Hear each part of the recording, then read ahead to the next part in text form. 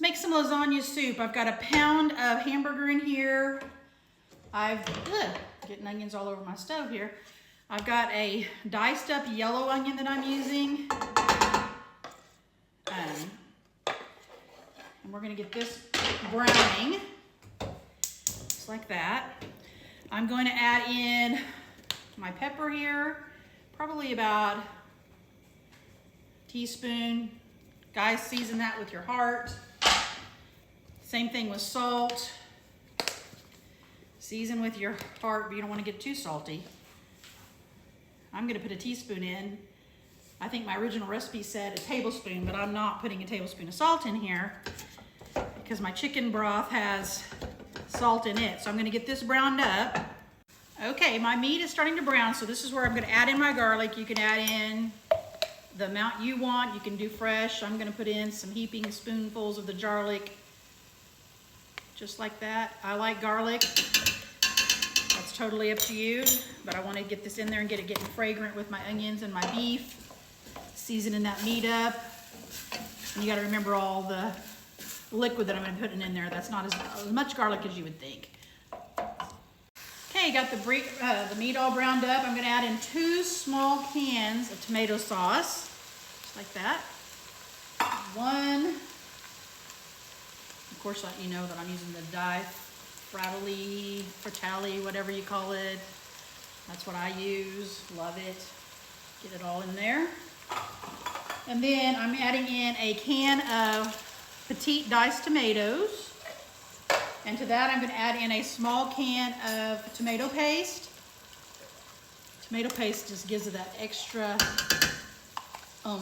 freshness, flavor. And if you can smell that garlic and the meat cooking now, it's just smelling already so good. This is gonna be a great dinner.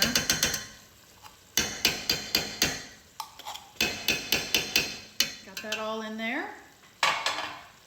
And then I'm going to add in to that, on top of that, I'm gonna add in some oregano. I'm gonna probably put about a half a tablespoon to a tablespoon of oregano in there. You can always add more. Season with your heart. Same way with basil. And then I'm gonna do a chicken broth in there, just like that.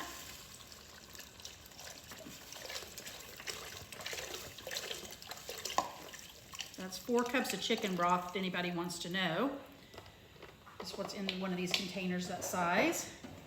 I'm gonna get that all stirred around and mixed up. Okay, got all my tomato paste mixed in. I'm gonna add about a cup of water now. I can add another cup later if I want it to be thinner. Get that in there just like that. Get it stirred in there. And then I'm going to go in with my lasagna noodles. You can use bow tie pasta, whatever, rotini pasta, whatever you want to put in there. But I'm going in with my noodles. I'm going to break them in. I'm breaking pieces everywhere. But I'm going to keep breaking these up and putting those in there. Okay, I got my pasta broke in there. You can see how it looks. You can add as much pasta if you want. I mean, I don't want it just full of pasta, so that's how I'm gonna do mine. I'm gonna bring this to a boil, let this cook, and then we'll add in our last ingredients.